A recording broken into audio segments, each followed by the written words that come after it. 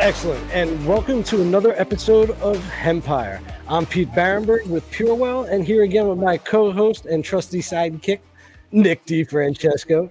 Nick, how you doing today? I'm doing good, Pete. How are you? I'm doing really good because we got a special treat today. Well, I want to hear what our special treat is about. Well, he happens to be a former professional soccer player, for one. Nice. Not only just a winner of Survivor, but he's a survivor and a winner at surviving cancer.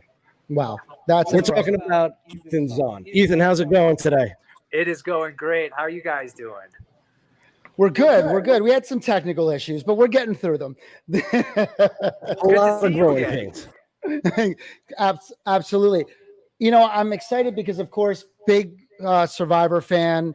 I heard that you were competing in the 127th Boston Marathon. This is 10-year anniversary of being cancer-free. So congratulations. I mean, that's obviously an amazing accomplishment. Absolutely.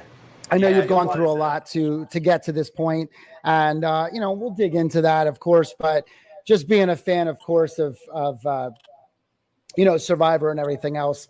But it was something that you said recently that really made me want you on the show, and something that you said that you're I know your dad ran in the Boston Marathon, and that was amazing, very close family connections with me as well.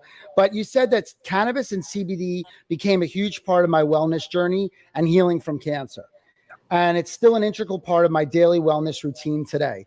And I really wanted to talk to you about that. I wanted to know how you got into cannabis. I know it was, I think after the first time you had beat cancer that you had got into cannabis. Yeah. So tell me a little bit about that. Was that doctors that brought that up to you, or, you know, how did that work? Sure. You know, growing up as a soccer player, cannabis was never part of my, you know, daily routine, if you will. So I never touched the stuff. I thought it was bad.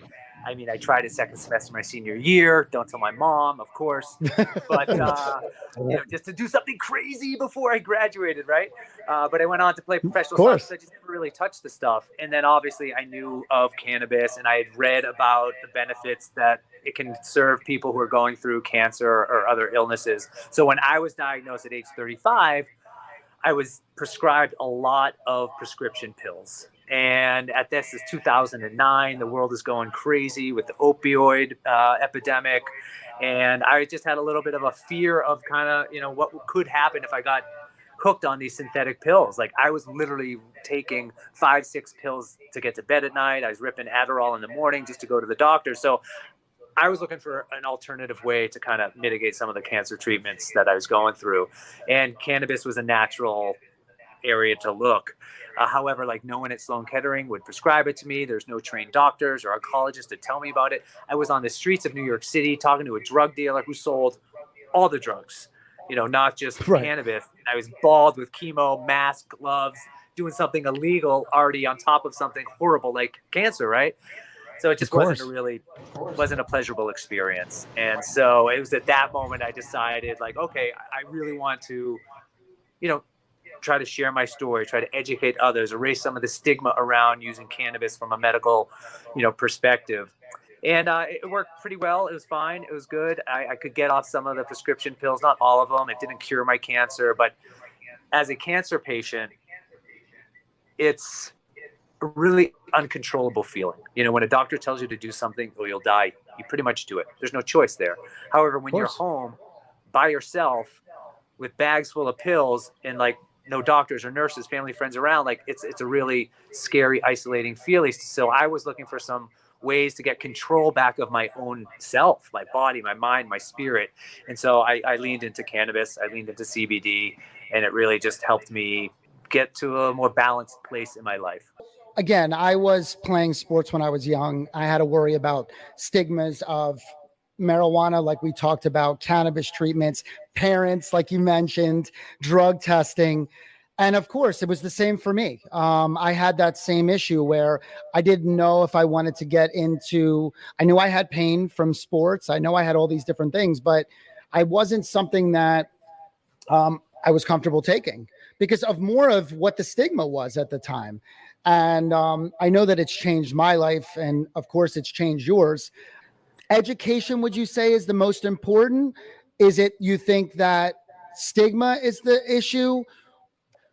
Yeah, and like you, I always kept them separate. I had cannabis over here, I had athletics over there. Never did I think they could come together, especially as an athlete because of the stigma.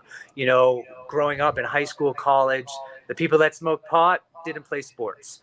And so for me, I feel that like sharing my story as like an average, everyday guy, he's athletic, he wants to be healthy, live a happy, fulfilled life. I think by sharing my story and being an example for those who might have the same feelings and want almost like a free pass or a green light to say this is okay. You know, my goal here is like little mini incremental shifts in perception, right? And so for me to partner with like True Leave and Momenta and run the Boston Marathon while medicating on Momenta products is just an example that you can do something on a large scale or a small scale using cannabis to enhance your life. And whether if you want it to give you a little energy to go lift weights, or if you're like socially awkward and you need to use cannabis to be able to talk with people, or you have sleep issues or mood issues, I think there's so many areas that cannabis can help anyone improve their life in a positive way. So I guess when it comes to sports, I guess it would be a little bit more of the stigma. If any of my friends knew I was like smoking weed and playing sports, you know, it just might be like, you're not taking it seriously enough. You know, you're not you're a soccer player. You're not a smoker. You should be focusing on fitness and health and nutrition and sleep and all that stuff. Whereas this just seems like it's out of the ordinary. Meanwhile, the marathons I ran before this and playing soccer, I was crushing like 600 milligrams of Advil, you know, every like 7 to 8 miles. I was taking like a 3 times caffeine energy gel. You know, I was doing all this stuff to give me energy to get through the race. Yet I got the same benefits from using a dosage of gummy cannabis that I was using during the race that kind of helped all those things. It helped internally, mentally, after the race, inflammation, rest, recovery, all that stuff. So I think, you know, that obviously cannabis can be a huge help in athletics. And it's kind of funny what you're saying about, am I going to be a stoner or am I going to be an athlete? And the truth is that, you know, everybody that we're talking to and just knowing about what my personal experiences are, sometimes it actually helps you see the game a little bit better. Sometimes, well, now you're running, right? So you have to be in that mindset. You have to look, it's grueling. It's a grueling pace. You have to stay consistent. You know, you have breathing, you have fatigue, but sometimes when you could take yourself away mentally to a place, it gives you that extra, I don't know, that extra push to just keep going. You get into that runner's high, you get into that zone, and you're off to the races. And now, let's go back to when you were, you know, a professional soccer player or in Survivor, not having cannabis. Okay. What's the mindset? What's the motivation from then to it is now? You know, well, I mean, it's nothing pushing you like you're not 20 anymore, right? No, I'm definitely not 20 anymore. And you saw that on the most recent season of Survivor. I didn't do so well. I don't know what it was. I didn't have cannabis. Maybe that's why. It's a funny story because, you know, when I went to Survivor, you know, you go through all the medical and you're doing that out in Los Angeles, California, where cannabis is recreational, medically legal. I have my cannabis card. I use it every day. It's part of my medicine. On Survivor, you're allowed to take out your prescription medicines with you. So I'm like, hey, CBS, can I take cannabis out there? And they're like, no one's ever asked us that before. And I'm like, well, let me know. That's great. So they actually ran it up the ladder. And unfortunately, they said no, because it's illegal in Fiji, both CBD and cannabis. So you can't take it there. So to be honest, I was a little bit nervous, but I weaned myself off of cannabis before I went out there to play the game. However, when I was playing the game, I definitely wish I had it, because Survivor is a very stressful environment. You're away from your friends and your family. There's no food. There's no water. You're tired. You're hungry. You're thirsty. You're freezing cold. And it was a very stressful situation already on top of, I'm like a pretty anxious and, guy in general, so like to layer all these things on top of each other for me out there, it was a battle within my own brain. I might look okay on the outside, but inside is like War of the Worlds going on. Well, besides looking for fish, I bet you're probably looking for a little plant here and there without everyone knowing. Maybe something's growing here that I can find. Right. That was the other thing. Like, if, stereotypically speaking, cannabis can cause the munchies, but out there's no food. So you're like using this stuff and you're just like eating your own foot at some point, So what do you think about the new Survivor, how they went to the back-to-back, they shortened the season? I mean, what are your thoughts on that? Because they've really changed a lot of the game. Changed a lot of the game. And, I am an old school Survivor guy. However, I enjoy the old school game, but this is really exciting. And I wouldn't say it's better or worse. I would just say it's different.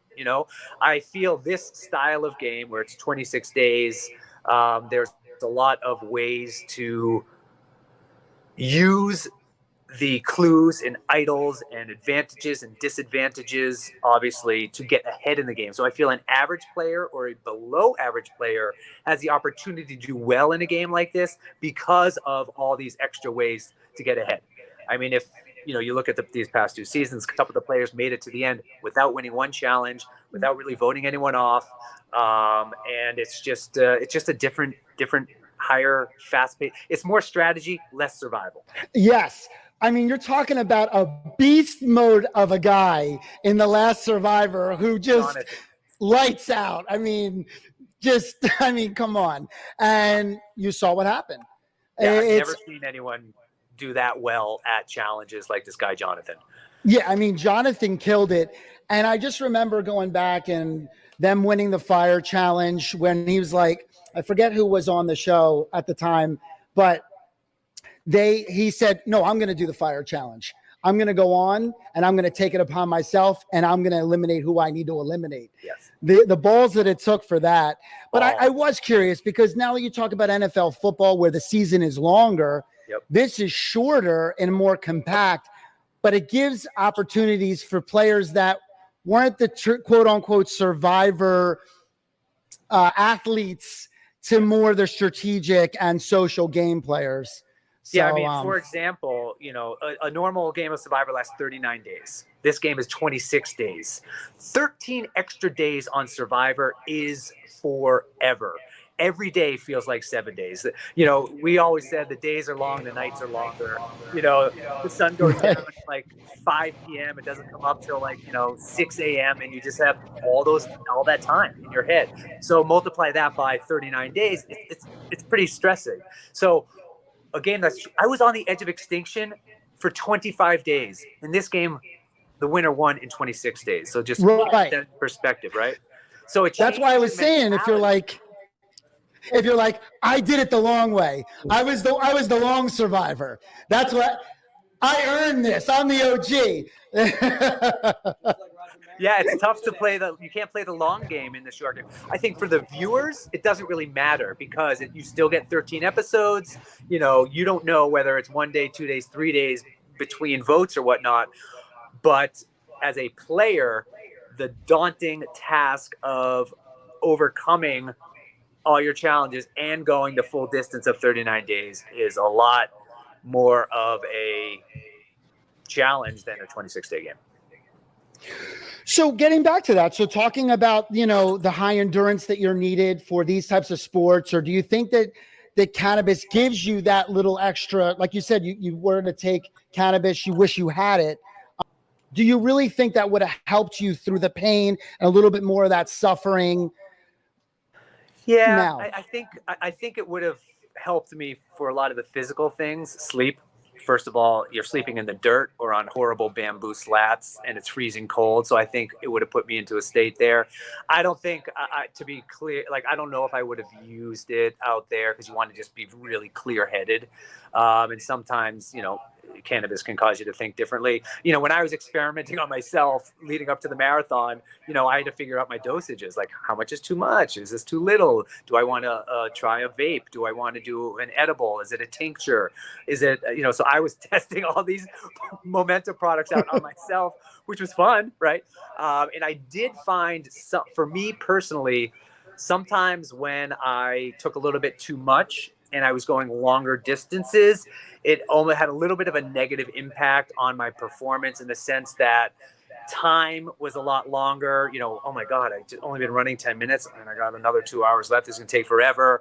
You know, I felt like I lost a little bit of focus when I had too much cannabis and I was going long distances. So that's something I learned about myself. So now I totally dialed it into the dosages I need to go exercise, when I need to take it, at what point during my exercise routine, whether that's running or lifting weights or other forms. I haven't really done too much of a coordination sport using cannabis. Like I haven't gone out there and played, you know, soccer or tennis or something that takes too much skill, I guess you could say. I can run straight, but I'm excited to maybe test that out in the future. Yeah, no, it's just because, you know, people talk about just the anxiety. Well, everybody that we have come on always talks about the dosing, trying to find their dose, what works for them, what doesn't work for them. And that's for an athlete. That's for a common person, right? Yeah. You mentioned sleep. That's something that we do. We concentrate here at Purewell a lot on sleep products and things like that. But you know, there was a book that was written called The Runner's High. Yep. And they were talking about how they were using cannabis to stimulate appetite. They were talking about keeping them in the zone, like we were talking about, calming their nerves with thousands of people watching them. I mean, these are the types of things. And I always said a little more dialed in. If you're dialed in, if you know your specific dose or you know what works for you, it could really be something that could help. When you were in the hospital, you said, I saw all these people running on Fifth Avenue and I needed to get out there. I knew that if I get out here and I survived, I wanted to go out, I wanted to run, and I wasn't going to look back. Yes. Well, I mean, we have seen the state of Fifth Avenue. You don't know what they're running from sometimes, you know? I mean, just saying. They're running from me. No. Right. Yeah. But it's a mindset. And I, you know, being in the medical field for so long, dealing with patients that talk about, you know, they could be in a hospital bed. All right. And they could have the same ailment. I have the person that I would talk to all the time that had that positive mindset. I had that person in the other bed that had, oh, maybe I'll get better. Maybe, you know what happened? Every time you had that mindset, that person got out of that bed, they survived, they made something of their life, and they were able to overcome the adversity or the health issue. I've seen it time and time again in the medical field. And that's why I love your story. I love what you stand for. And it's true. If more people had that mindset, no matter what happened in their life, to keep going, keep pushing, being a survivor, and if that's with cannabis or without cannabis, but just that mindset. And like you said, getting out there and physical, you know, being physical and staying active, but your mind staying active, right? Definitely. Yes, that's important. You know, I learned, you know, growing up as an athlete, you know, I was always a better soccer player after a visualization training or some massage therapy or yoga. And so for me, I brought that into the whole cancer journey with myself. And that's why I do feel it's important to maintain some form of fitness, mental, physical, and spiritual fitness pre, during, and post illness, you know, for anyone, you know, if you're capable of doing it. And so for me, like, I always judge my kind of health and wellness based on my physical fitness ability, which I'm not saying is a good thing. That's just kind of how, like, if I can run a mile in 7 minutes, I'm doing good. If it's taking me 10, I need to get in shape, you know? So that's kind of my barometer for myself. And so I was just naturally exercising through cancer because that's just kind of what made me feel healthy. It gets back to the control thing. I want to control my own, you know, body, and I need to do that through running. And so I feel it's this, and you mentioned the mindset, and it is important to have a positive mindset, but I do think it's important to note that it's okay to have bad days too. You know, there is no scientific data anywhere in the world that proves a cancer patient with a positive attitude survives more than a cancer patient that doesn't have a positive attitude. 100%. Sure. It helps as a kind of strategy to get through some dark moments. However, if you are having a bad day and you're crying, you're throwing up, and you hate everyone around you, which happen to be a lot, you don't have to feel bad about that. Accept it. And once you accept it, move on to the next phase of the process. Is like, how do you want to map out how you're going to live today to get through those dark moments? So do you feel that cannabis had helped you with a lot of those side effects through cancer? Definitely, 100%. Just to give an example, I was taking Ativan for anxiety, Wellbutrin for, my mood disorder. I was taking Percocet for pain, Ambien for sleep, some other like vitamin type situations. And then in the morning, I was taking an Adderall just to get enough energy to go to the doctor to get blood tests. So this was like a 6, 7, 8 pill cycle of synthetics that I had to do every single day just to get bed and wake up. That's not okay to me. And so when I was using cannabis, I could get off some of these pills or minimize the amount I was using. And that alone, I felt a lot better. And then just obviously the stress and anxiety of relapse and the fear that the cancer is coming back, being able to kind of nullify that with the use of more of the cannabis THC side of it than the CBD side. But I'm a big ratio guy. So I'm a 1-to-1 type situation when things are getting a little bit scary in my brain. and would you say that you pretty much got all? I mean, you mentioned six or seven different. There was a lot, right? Yeah. How many of these prescription medications of what you mentioned? How many were you able to get off of, replacing it with cannabis? I would definitely got off the antidepressants right away. I got off the Ambien, Celesta right away. Sometimes the pain was really bad, so I had to keep taking the Percocet. So I'd say I got off probably about 4 of them, and then I minimized the use of the rest of them, so I wasn't taking as many times per day. That's incredible. The fact that they even think that prescribing all of that as a cocktail is healthy for anybody who's particularly an athlete is just insanity. And that's the problem. And they have to start getting away from that and start really pushing and educating on a natural level, because I mean, that's insane. And all it's going to do is going to cause more problems down the road, because it's not really healing anything. It's just pushing around your body, hiding and masking so you can somewhat have a better quality life, so to speak. Researchers from Israel have stated that cannabis could be a promising alternative to current standard opiate pain relief offered to cancer patients, which can cause addiction and other negative side effects. Medicinal cannabis use also has side effects ranging from nausea, weakness to psychosis. However, as the paper says, the adverse effects from cannabinoids for cancer treatment are generally tolerated well by the patients and categorized as mild to moderate. Let's talk about that, because we always talk about the positives. Do you think there's any negatives with using cannabis during, what this paper was stating? Well, I think everything if it's impacting a current situation that you're going through, I think it's okay. But obviously, it's important to keep control of your usage and your dosage.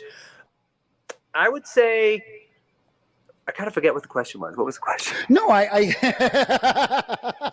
think How much have you been dosing today, Ethan? I mean, I'm at the grand opening of a brand new True Leaf dispensary in West Virginia, and I had a pleasure. So it's a cheat day, so to speak. It's a cheat day. It's a cheat day. I was saying, researchers from Israel had stated that cannabis had a promising alternative to cancer patients, but they stated that it could have some side effects. So I was saying to you, have you noticed side effects? Because we always talk about the positives, and to be fair for listeners, that we don't think that we're just slating to one side. Do you feel like there's some negatives or some side effects that you have gotten from cannabis use? Yeah, I definitely do. For me, I started off kind of vaporizing flower. I don't do that anymore. I'm always afraid of just like the mold, back in the day, the mold and the toxins, and if it's being, how it's being grown and how it's being processed. So like if I'm going to put something in body, I want to know exactly where it's coming from and all that fancy stuff. That's why I'm obviously a huge fan of legalized cannabis, because it's all, tested properly. So that's important to me. But yeah, if I use too much, sometimes the mornings I'm a little bit groggy. I'm afraid to smoke it just for lung issues. I think anytime you smoke anything, it's not good for you. Vaporizing could be a little bit better. But yeah, there are definitely some negative side effects, interactions with other medicines. You might want to, figure out, doubling up on antidepressants and some THC cannabis use.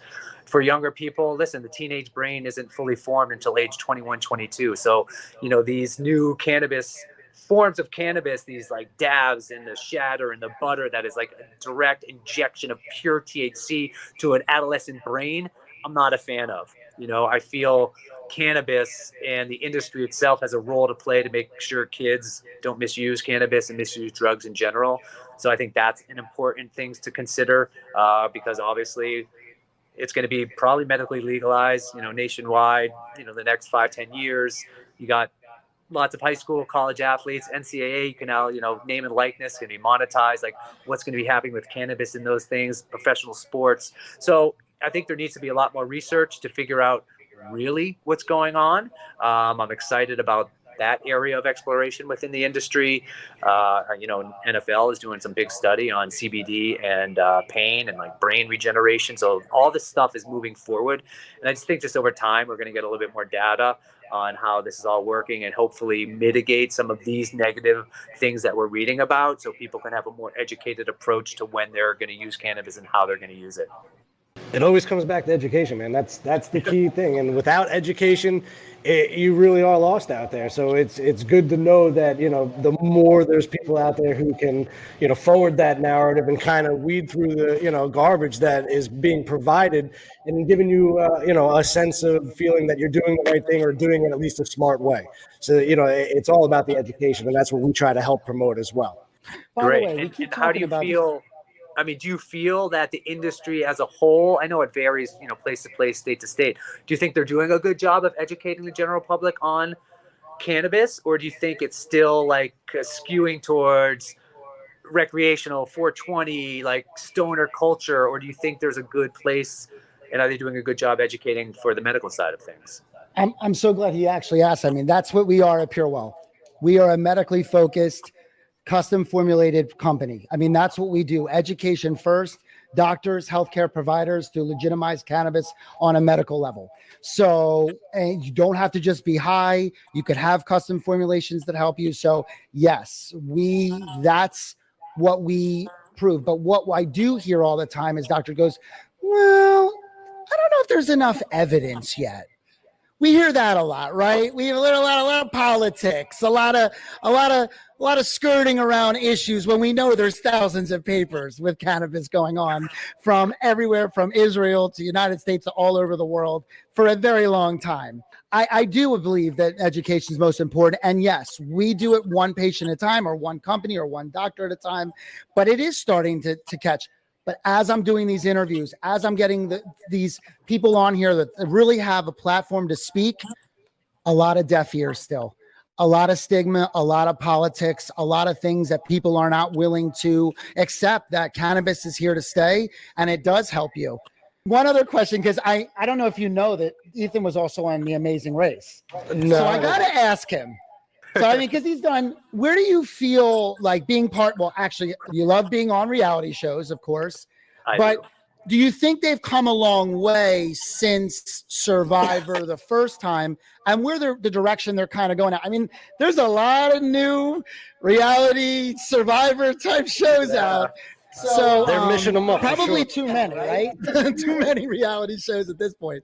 But what do you think? Do you think it's made in a good way, talking about Survivor, how it's changed the game, but just all of it? I mean, what's your opinion on reality shows? And yeah, I mean, Survivor is the OG of reality shows, right? So I'm happy that's where I got my start, and everything after that was, I'm going to say yes to everything. Why not? I mean, I can go like jump off like a helicopter on Fear Factor. Yeah, I'm going to do it. I can travel around the world in Amazing Race. Well, yeah, of course.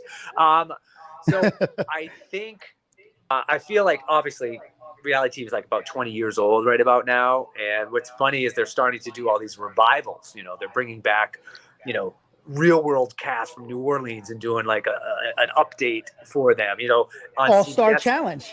Challenge All-Stars. Challenge, yeah. That they're bringing a challenge onto CBS. They're taking the MTV Real World's challenge. They're moving it to CBS, you know, recycling CBS talent. So there's Amazing Race, Survivor, Big Brother, Love Island, all competing in a show this summer.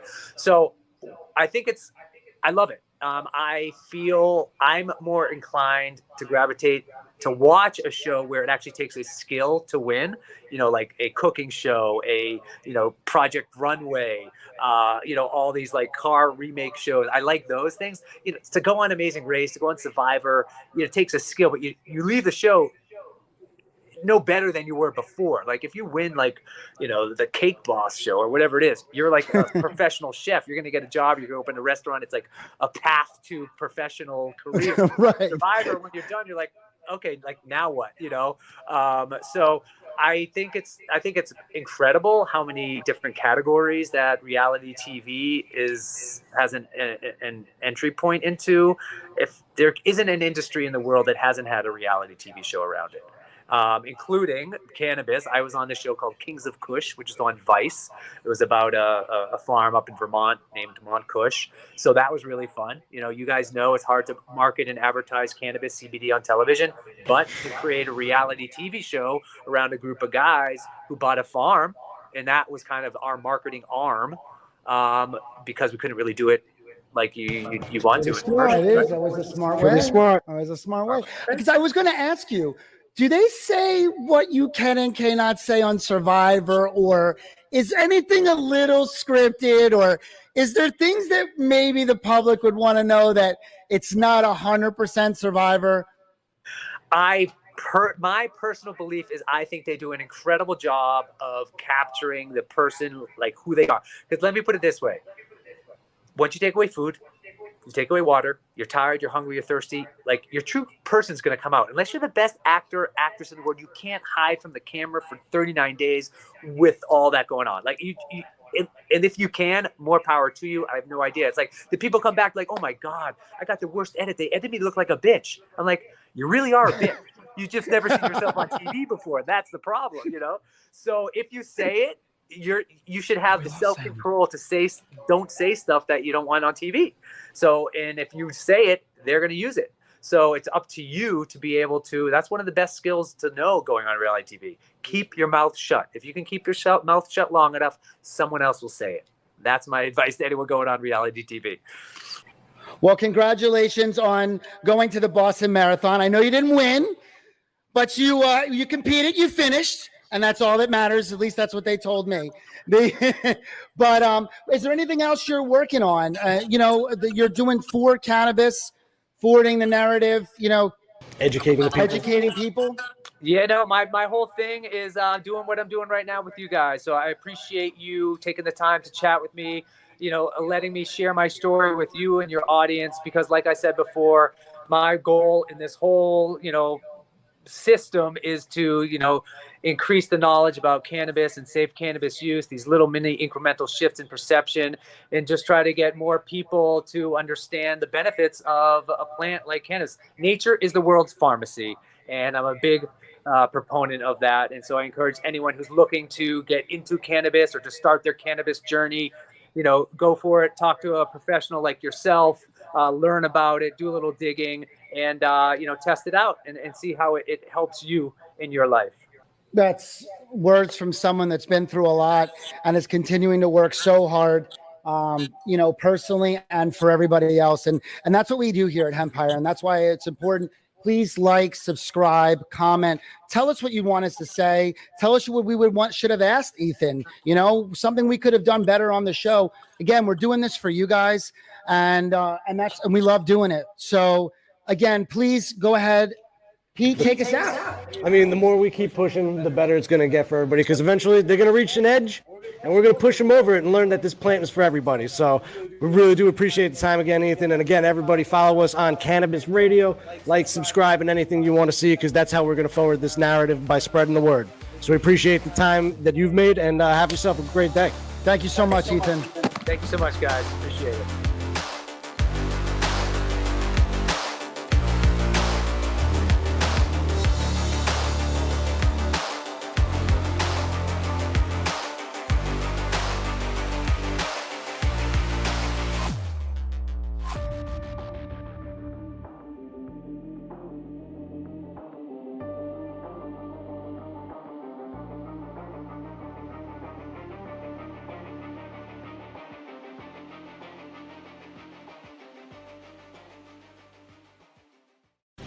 The opinions expressed on this CannabisRadio.com program are those of the guests and hosts and do not necessarily reflect those of the staff and management of CannabisRadio.com.